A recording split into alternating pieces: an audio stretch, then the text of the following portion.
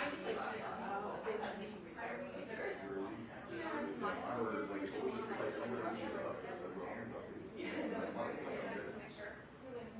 guys all good? My photographer is coming in with a day email as well. So he's second. I don't screen tell you. She said that they did their email until 20 minutes ago. I don't know how long. That's okay. I'm just waiting for my photographer to come in. Yep, I got you. So that's how I was just looking. It's okay. It all got sent out. I don't know if I came down. There will be. Okay, I see what you got. I'll send what he's outside. You're good. I just like. So sorry. No, you're good. I think I sent it to you. I can hear you. Yeah. I know, I just questioned it. I did not see this. It must have gone out. I sent it like just after. And maybe it might have been still on. Attic. No, we're actually in there. Alright, try it next. If I can get everything here, so we Abby.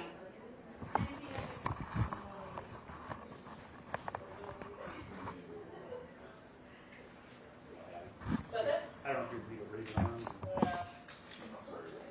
Chris, do you need me to call in? Is that one? I sent Jeremy a text. But yeah, I'm connected. Yeah, if you want to call them and just let them know Okay. that we're up on 5. And we're in here? It's okay. You can do it.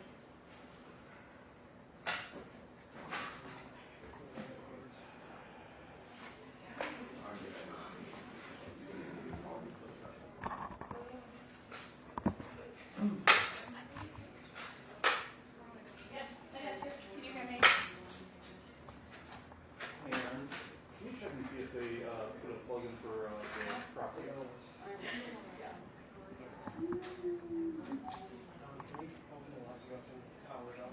Trish, Abby can't hear me. You're on. Let me call Scott and Ian, probably manager. Oh, okay. But yeah, I was looking for like a slogan here for proxy. Usually they put the Bible title in there and click send to camera. Okay, Okay, thanks. Chris, I'm ready to select on proxy. Yep, that'll work. Okay. I'm gonna set a law over there as well.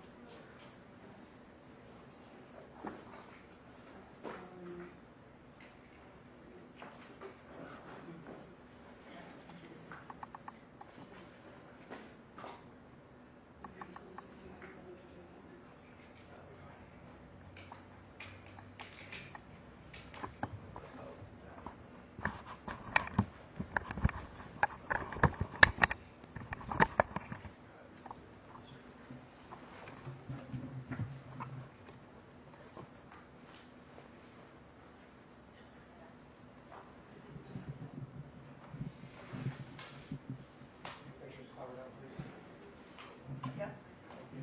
You got audio levels?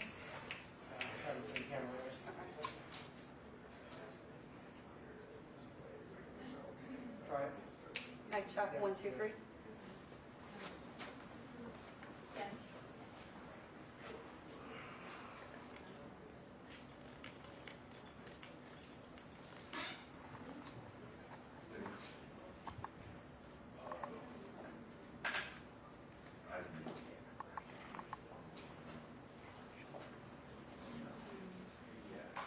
Are you guys good?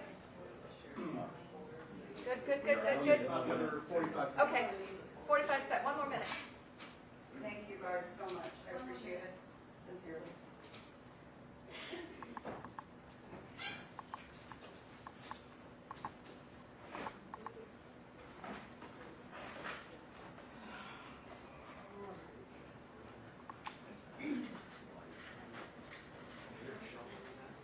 Yes. I'm very good. How are you? Yeah. Just making sure your color looks nice. Oh, boy. I don't know if you can do anything to make this look better.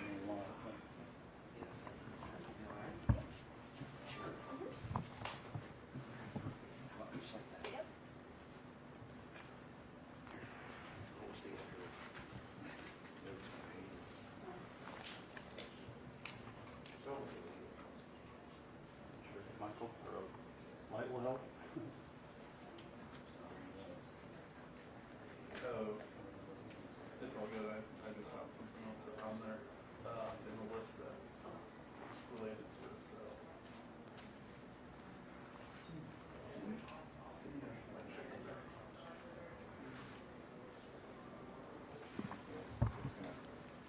Mic check, test, test, mic check, test. Let me go wait down this while you're up there.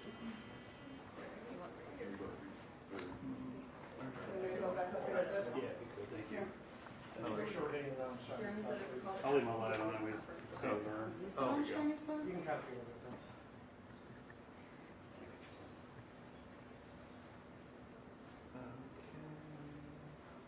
Got it. Everyone good? Thank Good. you. Anyone need one more time? Okay. Oh, you said, Jeremy said the news conference. Oh, okay. It'll probably take like 5 minutes to load.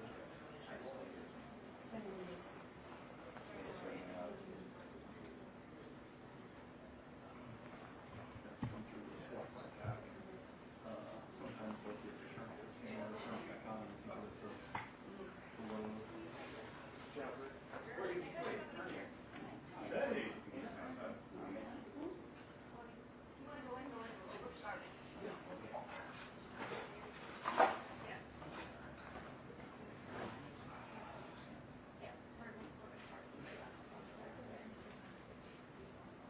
Yeah, I'm streaming back to the station.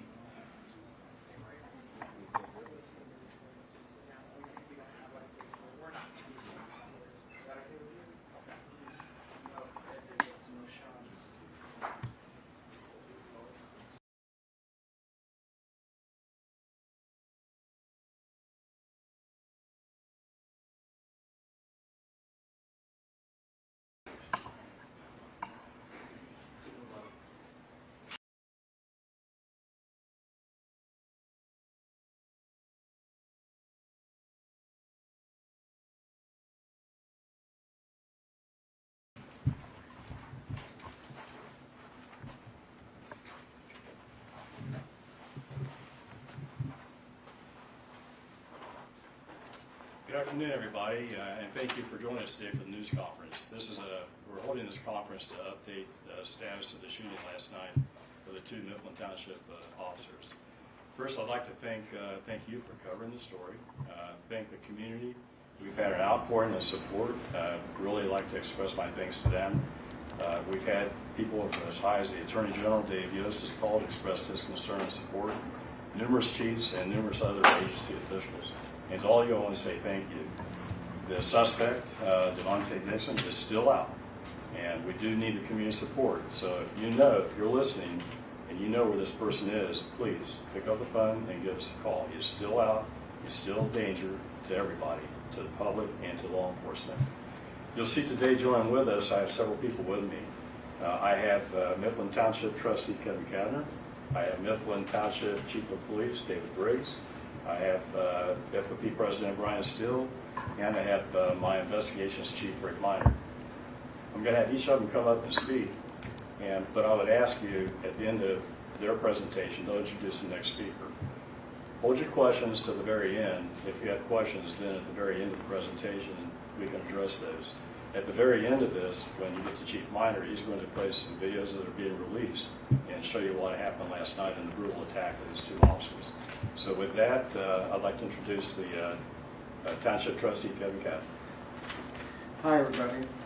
Mifflin Township Board of Trustees, the Mifflin Township Police Department want to issue the following statement regarding the shooting of our officers yesterday evening on May 28th. We are deeply saddened in the wake of the shooting, and out of respect for the officers and their families, we are not releasing any personal information at this time. We want to extend our heartfelt gratitude to all the first responders, police, fire, EMS, for the quick response to the scene, getting our officers to the hospital, and for their support last evening. We want to ensure the citizens of the unincorporated area of Mifflin Township that they will be protected by the Franklin County Sheriff Department. We want to thank Sheriff Baldwin for assisting us in that. And we also want to just thank you for your thoughts and prayers while we navigate through this time. And I want to introduce our Chief of Police, David Briggs. Good afternoon, and thank you for being here. Last night, 2 of our officers were shot and injured in the line of duty while courageously performing their duties to protect and serve our community. I want to begin by saying our thoughts and prayers are with these officers and their families as they begin what we hope will be a full and swift recovery. Just a quick update on the officers. One of them is being discharged today. The other one went into emergency surgery early morning hours. He came out but was taken back in this morning for another surgery. We're still waiting for an update on that.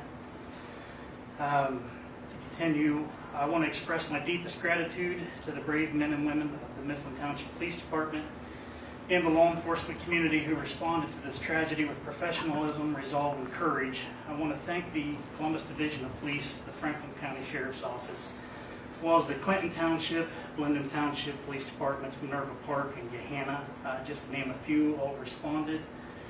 I also want to give a heartfelt thank you to Mifflin Township Medic 132 and Columbus Medic 16.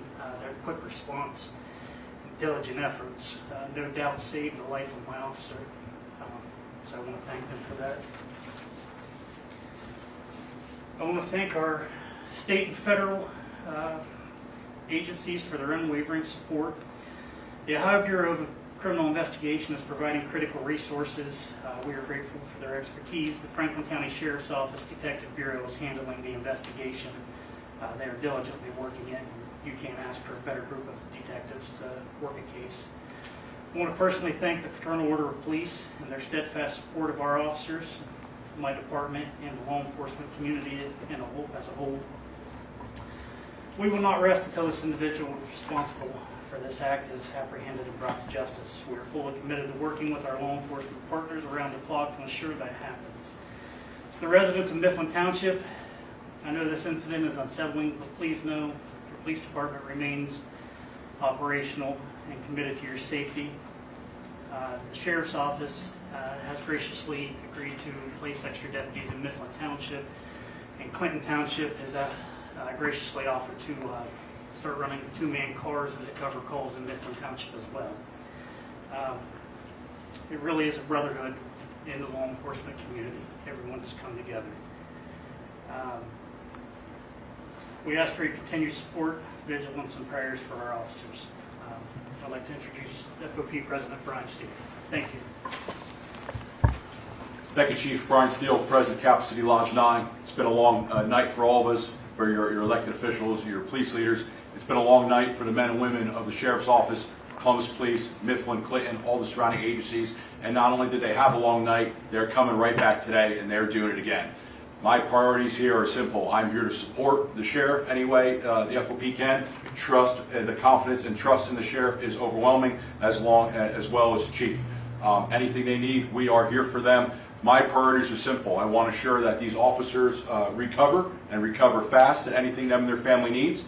I want to ensure that this individual is apprehended and brought to justice. And when the dust settles, the third thing we're going to do to FOP is find out why was this violent offender back on our streets. All indication is the violent offender should have been incarcerated. It's almost deja vu. This isn't the first time we've stood in front of you. It's a repeated, recidivative pattern, and we have to work together to stop it. With that, I will turn it over to Chief Minor. Thank you, President. As Sheriff stated, I want to thank you guys for covering this. It's important that when these kind of things happen, you guys give this the due diligence, the attention that it deserves. 2 officers were shot last night, doing what they were sworn to do, just doing their job. And so thank you for covering this. I want to thank the sheriff also for his continued support to me and my division as we tackle these kinds of situations. It's a tough day for Mifflin Township and their community. These officers put themselves in harm's way trying to protect the community there in Mifflin Township, and then we have things like this that happen. the officers of the state are still in the hospital recovering, and we're confident that they're going to get the best medical care that there is here in Central Ohio, and so we'll continue to pray for their recovery. As you guys know, last night about 6:45 there was a traffic stop that occurred in Mifflin Township Police Department about 6:45 p.m. The initial stop involved one of the officers.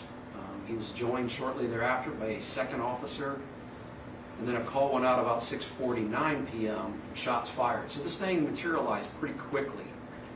What appeared to be an innocuous traffic stop quickly turned into a very violent situation, and these officers had really seconds to respond. And I mean, I can't say how brave they were in that situation and how they responded. As mentioned here, the Franklin County Sheriff's Office is leading this investigation. We have a really close working relationship with Mifflin Township, so my detectives are very familiar with Mifflin Township and their personnel and how they do business, and so I think we are the most appropriate agency to handle this. However, I responded there last night, and I don't know that I've ever seen more officers on one scene in my entire 34-year career. It was amazing. It was great. All these different agencies came together for one common goal, and that was take care of these officers, find whoever was responsible for this. BCI is involved in this. BCI is a close friend, or partner with us in terms of these investigations. They are handling the evidence, the crime scene, and so forth. And so, when I get done here, you're likely to have questions about shots fired and all kinds of stuff. I'm not in a position to answer many of those, or maybe some of them I can, but some of them I won't be able to because the labs and things are not done, and so that evidence is still being analyzed by BCI. And I wouldn't want to say something that wasn't accurate. And so BCI will continue to work with us as we interview witnesses and evidence and so forth. As I mentioned, the traffic stop took place. Just to set the stage, there was one officer on the scene joined by a second officer, and then quickly shots were fired. So what we're going to do is, under this request for body-worn camera and some footage of the situation out there. And so what we've done is we've extracted some segments of some of the video that we have. It's not all the video, but in my eyes, it's enough to show you exactly what happened out there and the danger that these officers face and how quickly this thing escalated. And so what we're going to do is we're going to play the video. I'll have a couple remarks, and then what we'll do is we'll open it up to questions, as I imagine you will. And so these are two videos of the body-worn camera. So it's the officer on the driver's side of the vehicle. It was the initial officer that was conducted the stop. A body-worn camera from the passenger, or I'm sorry, the other officer who approached from the passenger side. The suspect will bail out of the passenger side of the vehicle, and there'll be a short foot chase before shots ring out. There's another video where you'll see this Mr. Dixon stop and exchange gunfire. Well, not exchange gun, I'm sorry, fire at the officers. And so we'll play the video. I'll have a couple comments about asking for the public's help, and then we'll open it up for questions that undoubtedly you will have. So with that, go ahead and play the video.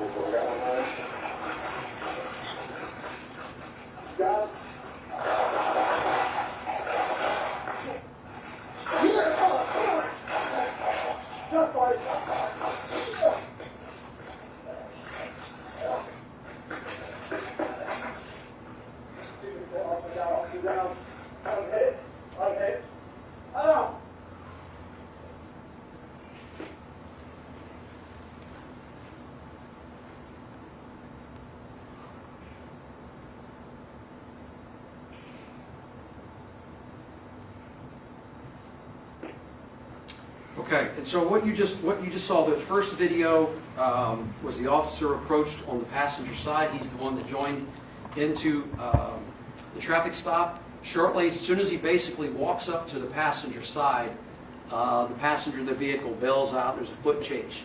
And then you see the shots fired there. The reason I cut it off here is it gets pretty graphic. This is an officer that's shot multiple times, but he stays in the fight. The second one there, you see the officer approach from the driver's side. Again, pretty graphic. He takes fire as well. He retreats to cover, but he's able to maintain composure, give commands as medics arrived. And this guy's, he's amazing. He's deferring medical treatment away from himself and into his partner because he knows his partner is hurt worse than he is. But again, is giving commands, telling direction of travel and all kind of stuff. So 2 warriors here. And then the last one, of course, you see the guy who bails out clearly firing at the officers, trying to kill him. And so that's why last night we made the decision to charge this guy with felonious assault and attempted murder. That's exactly what he did. And so once he's apprehended, this case will play itself out in court, and hopefully justice will be served on these 2 individuals. Before I take questions, we're asking for everyone in the community to stay vigilant, as the sheriff mentioned. We still got a guy that's presumably armed and dangerous. He clearly has no regard for law enforcement or anybody else in the community. So is he a risk? He absolutely is. And so be vigilant. To Mr. Dixon, we hope he turns himself in before someone else gets hurt, because we got the help of our office in Mifflin, Clinton Townships. Columbus PD was out there. Ohio BCI, the Marshal Services involved. The FBI is contacted. They're all in terms of apprehending this individual. And so there's no rock that you're going to hide under, Mr. Dixon. We got eyes and ears out there, and so we're going to bring him to justice. And we ask the public that if you saw anything, seen something, say something. Ran through neighborhoods and got away. We think there's more information still out there, so we're encouraging people to call in, help us get this bum off the street. What I also want to, before I take any questions, is I want to thank Central Ohio Crime Stoppers and also the Fraternal Order of Police that very quickly last night there's some discussion had, and together they were able to more than willing to pony up a $10,000 reward. So not only can we get a bad guy off the street, but you know what? You make a little money doing it too. So we ask people to call in. Let's get this bum off the street here. And so with that, undoubtedly you probably have questions, and so I'll open up to any questions that maybe I can answer. One of these Chief, gentlemen. do you believe he's still in the area? He's got family and friends in the area. We have, I mentioned all the resources still out scouring, checking relatives, associates, girlfriends, you name it. To answer the question, it could be anywhere. The warrants have been entered nationwide, so wherever he goes, we'll go there after him. So we're not going to stop until we get him in custody. I'm confident we'll do that. We have some amazing law enforcement professionals all together, operating on the same page for the same common goals, and to get this guy off the street. So, is he in the same area? I don't know. I guess we'll find out, but ask the public to please call in and give us any information. I don't care how innocuous you think it is. It may be the missing piece to the puzzle that tells us exactly where he's at. But I'm hopeful and confident in a short period of time we'll bring him into custody. How many What was guns the were traffic stop recovered? for? I'm sorry? What was the traffic stop for? Are you able to say? Well, and so as you can imagine, these officers are injured, and so they're not really in a position to answer a lot of detailed questions, and so we would want to interview them while they're, one under sedation and the other one having medical care. And so when it's appropriate medically, we'll interview those officers. So what happens when there's a traffic stop? You radio the dispatcher, and you give the code for a traffic stop. but not necessarily indicate whatever the infraction was. That's just common. And so it was a regular traffic stop that escalated pretty quickly. There was some contraband located in the vehicle. Was that why he ran? I don't know. I guess we'll have the option or the opportunity to interview the suspect once he's brought into Are you custody. going to say what contraband, like drugs, guns? I don't want to get into all of it because the investigation is continuing, sorting things out from there. Again, remember I told you it's under investigation. You got BCI and all that kind of stuff, so we got work to do too. I think he was part of a diversion program for previous offenses. Do you know if he was in touch with his probation officer? Have you guys spoken with him? Yeah, I don't want to comment on any of that because my role is to conduct an investigation. It's not to look back in terms of what should have been done in the past. President Steele may have some comments on that. He may have information that I don't necessarily know while I'm standing here at the podium. Ryan, you want? I can tell you those requests have been put out today. We're asking no stone is going to be unturned to. We're going to want to find out every single person that was involved in that decision, including the prosecutor's office, because we believe they also agreed to this joint resolution to give community control. So again, and I appreciate that that's not something for the sheriff's office to talk about. They are here solely for the investigation. So once we have more on that, we'll definitely pass it on to you. The driver of the vehicle- driver of the vehicle is cooperating with the investigation? I'll turn that back over to investigators. He stayed at the scene. Yes, as much as possible. Yeah, he did not flee, so he was there taken into custody pretty quickly. We were able to conduct interviews, not only with him, but other people that were in the area. So a lot of interviews were conducted. We got a lot of help out of the community last night, but I think there's more out there. We would encourage the community to call in. Again, I don't care how small it is. Call it in, even if you think, oh, it won't help. No, call it in. Let us decide on that. And so, yeah, we've got a lot of good help so far. So, thanks. Chief, how many guns were recovered, and do you believe he still has more guns? It does appear as though we believe the gun that was used was recovered after the foot chase. It does not mean that he doesn't have another gun on him. And here, it's not hard to get a gun on the street. He's got a lengthy criminal record, as it's been disclosed here today. And so even although laws may prohibit him, these guns they buy them off the street, off their friends or whatever. I mean, it's just how it works. And so, yeah, I think he should be treated as armed and dangerous. It should be presumed that he has another gun. That's how this should be treated. He has another gun, and he is a danger to anybody that interacts with him. Did that gun have a Glock switch? Again, I don't want to get into the particulars of that. BCI has not got a chance to analyze the gun. They'll go through the ballistics, any casings that were recovered, rounds from surgeries, all that kind of stuff to compare all that evidence to determine how many shots and all that kind of stuff. That has not been completed. And so I don't want to get too deep into all that kind of stuff. I wouldn't want to say something that turns out to not to be true later. That's all. How did the two know each other? The driver and the passenger, I assume? They were associates. They knew each other. How long? I don't know. But they definitely knew each other.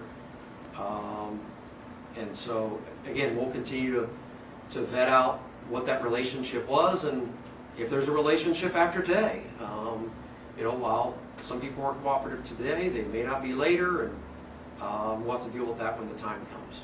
At this point, do you believe anyone is helping him? And if so, what would you say to anyone who might be helping him stay on the loose? I would just be surmising, but yeah. I'll be honest. Yeah, I don't think he evaded. I don't know, a couple hundred officers out there last night by himself. I think he had some help, and again, we'll investigate that. And if later determined that it's appropriate to charge people who aided his escape or the obstruction to his capture, yeah, we'll absolutely be looking to charge people. We're looking for people to turn this guy in as he's a danger, not help him get away. Chief Briggs, this isn't the first time you guys have had an officer injured. What has this been for your small department? It's detrimental. I mean, we are a small department. We're already understaffed. Losing 2 officers takes out 40% of my officers. I have to lean heavily on the sheriff's office. I have been for the last several months, covering gaps in service, not being able to backfill vacations. And now these two officers are going to be off for quite some time. Hopefully they can return when they heal. So it's definitely hard. We do have the support of, like I said, the surrounding agencies, the sheriff's office, the Clinton Township Police Department, Minerva Park, Linden Township. They all come down to assist. So we'll just take it day by day, and we'll provide the services we can with what we have. But not just from a staffing level, emotionally, mentally. How are you and your officers doing? It's a small department, so our building, if you've ever been by it, it's not very big. My office sits right in the middle of all the officers' desks, and my door is always open. We're like a family. I'm kind of like Dad.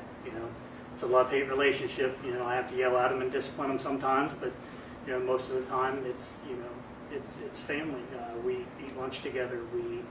We know each other's families. We know each other's children, wives. So when something like this happens, it is personal because we are a family. We're not an agency of 1,200 people where you don't know this person or that person. We have 5 full-time officers right now, so we all know each other, pretty intimately. The hardest thing I've ever did was call their families. I know them. I know them personally on a personal level, and to call those families is absolutely heartbreaking, especially for something that should have never happened. Going back to the driver, as far as looking into him for anything that he may know, is that done? Is he closed out as a person of interest? Are you still talking to him? The investigation is continuing, and I can tell you at this moment he has not been charged with anything. If the investigation continues, that could change, so I don't want to give you a decisive answer today. Right now he's not charged with anything. Chief, this is for Chief Briggs. We're hearing word that one of the officers involved was the same officer involved in a stabbing that took place in 2024. Is that something you can confirm? This time I would leave that question to the sheriff's office and their detective bureau. I'll be honest, it may or may not be true. Again, my division, my folks, some of them in the room here, aren't really focused. There'll be a time and a place for that. But right now we're focused on this investigation and bringing Dixon into custody. And so, yeah, when this is all over with and he's behind bars where he belongs, then yeah, I guess we can talk about that. You may have answered this already. Where was he last seen? What can you say? What I know it was on the northeast side near Agler and Purdue, but is there any other area that we don't know about? Fled on foot through houses. This is eastbound from there, I think it was. Eastbound on from where the site of the shooting was, which was a short, 20-yard foot chase there. Mm-hmm. He's familiar with the area, so he would know where to hide, and folks that he knows in the area that he could go to. And as you mentioned earlier, yeah, I think he had help. We'll figure that out. Have you gotten any credible tips, sightings of him today? That I can't answer. I wish I could. I can tell you that I know this. We guys were out of gas, and so about 3 o'clock or so, I made the difficult decision to send them home. They didn't want to go home. They had worked all night, and then today 7 o'clock. I get in the office. These guys are already writing search warrants and got game plans and all kinds of stuff. So they're not going to stop.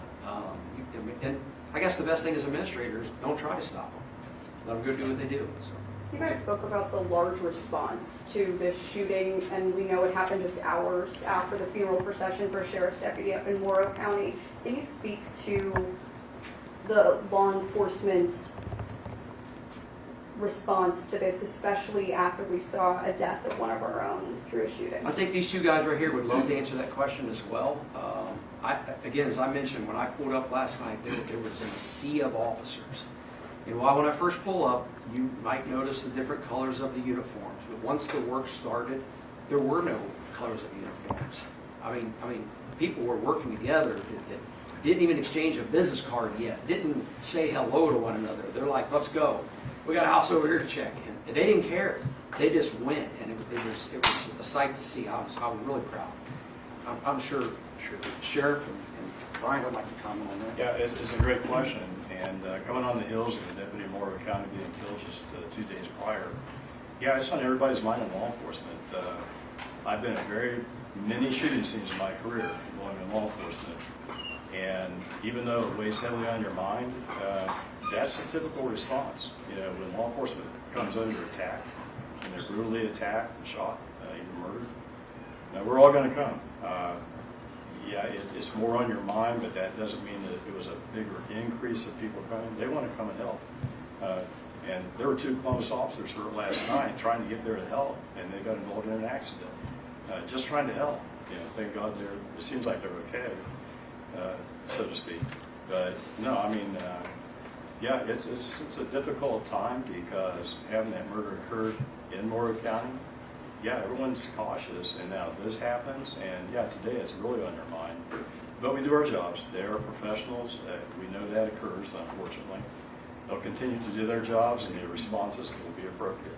Brian, did you have a comment? Chief, please. Everyone's talking about the number of officers that responded to the scene, and that is true. There were well over a couple hundred officers there, but what nobody's talked about is the number of officers that showed up at the hospital. There were, I mean, from several counties. I saw Newark Police Department there. I saw the prosecutor from Muskingum County there. I saw the FOP President from the Zane Lodge number 5 was there. There were 100, 150 officers there. The Sheriff's Office and the Columbus Police Department, they put a guard on both officers. They had 2 officers outside their rooms at all times. They had several officers downstairs in the lobby, outside the emergency room, everywhere to escort family and friends to where they needed to go. It was overwhelming support. I am greatly appreciative of it. I know the family was greatly appreciative of it. The FOP was there. Several members of the Cap City Lodge were there to help with everything and guide things. This is my first time having a critical incident such as this nature, and I had to lean on a lot of people to figure out exactly what to do. Chief Jones at Clinton Township, Mr. Steele, the sheriff was there. Attorney General Yost showed up, offered his support. It was truly a blessing to have all those people there to assist us. I'll just piggyback off that. Also, the community. There's overwhelming response from the community. When I came to the office this morning, the phone calls, the emails from members of the community just saying, hey, is your officer okay? Anything we can do for him. As members of the FOP, we not only advocate for our officers, we advocate for the community they serve. A video I saw today, a video of the officers getting involved in a crash, the CPD officers trying to respond. Individuals flocked to them and helped get them out of the car. There's a security guard that removed one of the officers out of the car. And remember, when they got an accident, they fell to the ground. You ever get in a bad accident? It'll about knock you silly. Thank God they're okay. But the important part is the community responded. They went to treat the officers, and we're going to find the security guard, and we want to honor him and thank him for being such a good citizen and help our officers. We live in a time where we see too much on TV and officers injured and someone's holding a camera. It's so refreshing to see in our community in the North Clinton, Mifflin Township area that they're not doing that. They're going to go render aid to the officers, and I applaud them. Still a quick question. Yes. Regarding the accident, the people that the officers hit by accident, how are they doing? Is there any word on them? What Yeah, happened? they were not. They were treated and released at sea. Okay. Were they wearing any protective gear? Was any bullets shot through bulletproof vests or anything? Can you touch on injuries? Both officers were wearing vests. How many shots and all that kind of stuff, again, I don't want to comment on that. And again, injuries, what looks to be multiple gunshots sometimes can be entrance and exit wounds and things like that. But yeah, I mean, they were, you saw in the video here, they were clearly marked, and there's no mistake who they were and what they were trying to do there. And so the officers, from my vantage point, did exactly what they should have did. I mean, those guys are two warriors, you know. Unfortunately, Dixon saw it differently and decided to fire on them. So, but again, our prayers are with them to make a recovery. back to the beginning for a second. When the first officer gets there, did he have any interaction with the individual in the car, or is that not until the second officer? I'm sorry, the question again, I'm sorry. See, the first officer does the traffic stop. Yep. Did they have any interaction with the people in the car, or was that He not did. until the? No, he did. He did. He had made contact there. A second officer arrived, and when the second officer approached the passenger side, that's when the passenger jumped out of the car. You see his hat fall off, and he leads a foot chase. The officer's pursuing him when Dixon falls down briefly, and then comes up, just guns blazing. So, but yeah, there was contact initially with the driver. I just want to clarify, the officer that went into surgery last night, we received note that he was in stable condition. Did someone say that he went back into surgery this morning? We're still waiting to hear on his status after that. Is that correct? Correct. Thank you. Where was Dixon's gun? Kind of in his pants, or is that something you can see from the video? There was a gun recovery, location, all that kind of stuff again. We still have interviews to do and all kind of stuff, and I don't want to answer questions for people, you know what I mean? So. That will conclude the interviews and the news conference. As we get more information, we will release that. And again, I want to thank all of you for covering the story. And to the community, we appreciate all your support, and we need your help to locate this guy. Thank you. Thank you. Thank you.